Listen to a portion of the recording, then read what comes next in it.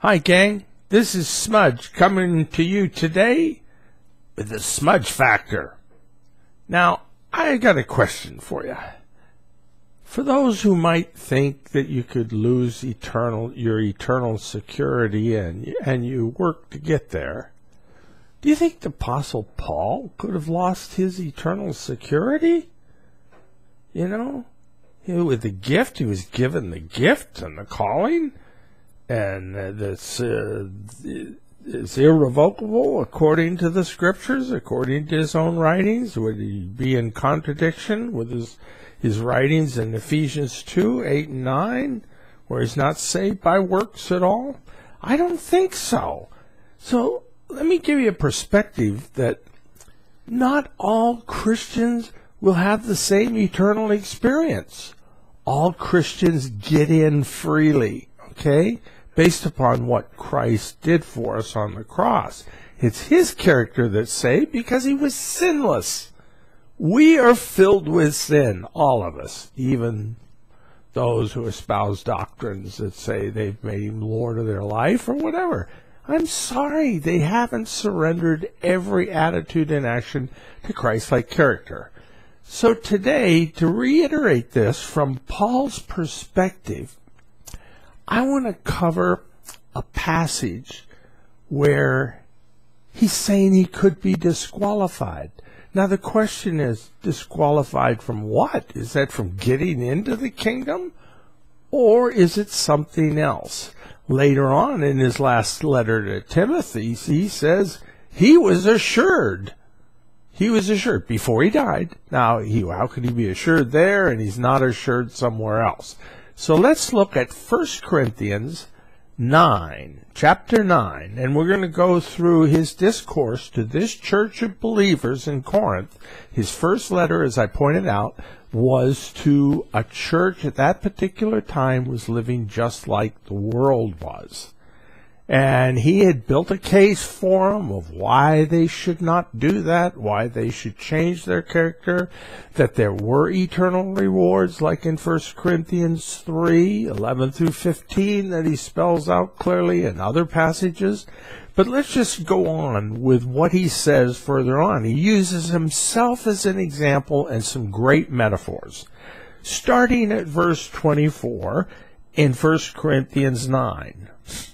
Paul writes, "Do you not know, you Christians, that those who run in a race all run, but one receives the prize?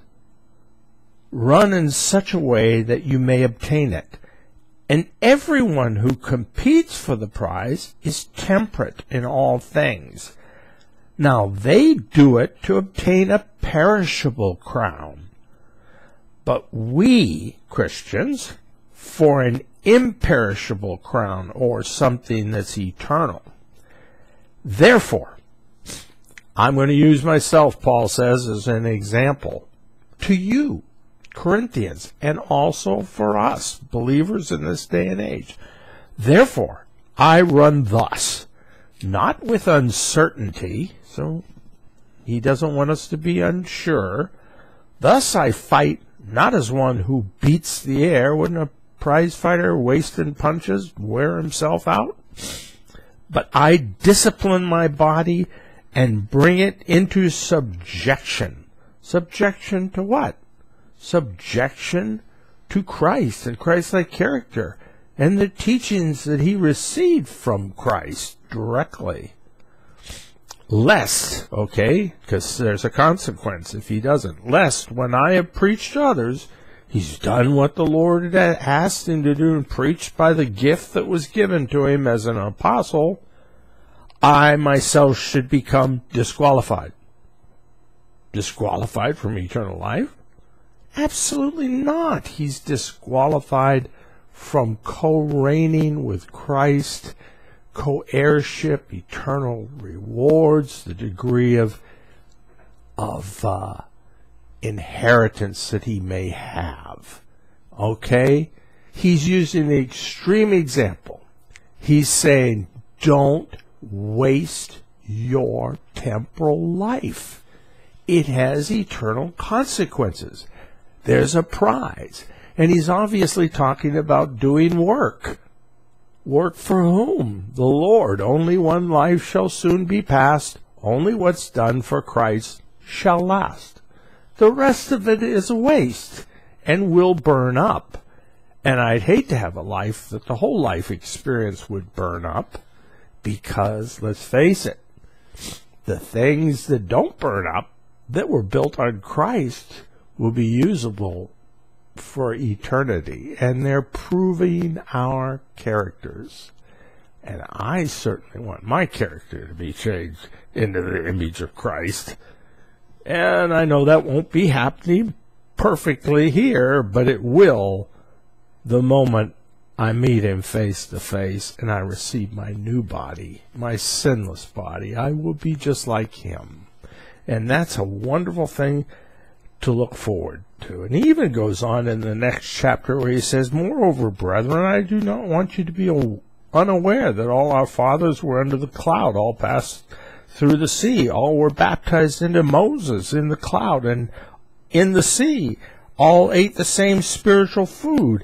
All Christians as such are these Jewish believers who trusted in Messiah, and all drank the same spiritual drink, for they drank of that spiritual rock. In other words, they trusted Christ, because he goes on and says that followed them, and that rock was Christ. But with most of them, God was not well pleased, for their bodies were scattered in the wilderness. Hey, they died in the wilderness and didn't enter the promised land. Not all will enter into co-heirship with Christ. That's what he's emphasizing here. It's so securing to know that even if I blow it, I can get back on track as long as I have life, get back in the race. I can discipline my body to run and win the race. Many can win the race.